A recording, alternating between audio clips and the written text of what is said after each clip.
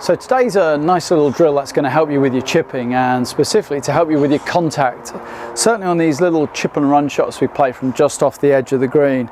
And this is a drill we've seen countless coaches, Mike Bender, David Ledbetter, do with students, so it's a really good one to know. Grab your normal chipping club. I've got an 8 iron here, and just take your normal setup. So remember, for a chip shot, let's have the ball in the middle, narrow stance. I like the feet to just about be wide enough I can get a club head through there. And make sure that the feeling of leaning left is created more from the upper body. You don't want to get the legs pushed forward so the head drops back. I always rather like people to think about the idea that when you're chipping, if you had a tie on, okay, you're wearing a shirt and tie, you're just going to lean the upper body forward enough so that the tie would just look like it's slightly target side of the golf ball. If all we're doing is pushing the weight forward but the upper body drops back, you can see my tie now is opposite my right foot, and that's going to tend to encourage the low point in the bottom of the swing to occur behind the ball.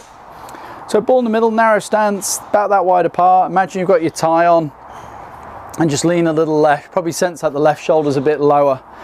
And then the purpose of the drill with the other club, what we're going to do to encourage a slightly downward strike, is just in your setup position, just measure off about 1.5 clubs from your right foot and just pop a club down on the ground there so you can see just about where I've put it. I would always put the handle end here just in case you do catch it. And then once we're happy with the setup, just try a few swings first and just allow the feeling of the club just to rise and then descend. Now you can see I'm not picking the club up sharply with the wrist. By presetting the upper body slightly to the left and then just swinging from that shoulder, the head of the club will just rise enough to miss the handle and then descend enough to miss the handle on the way down.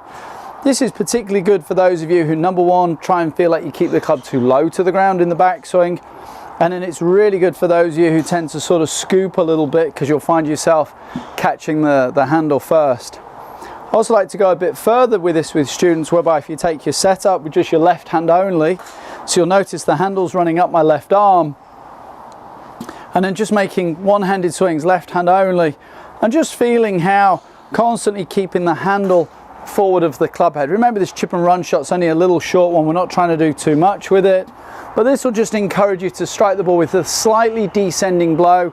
Let that ball release out.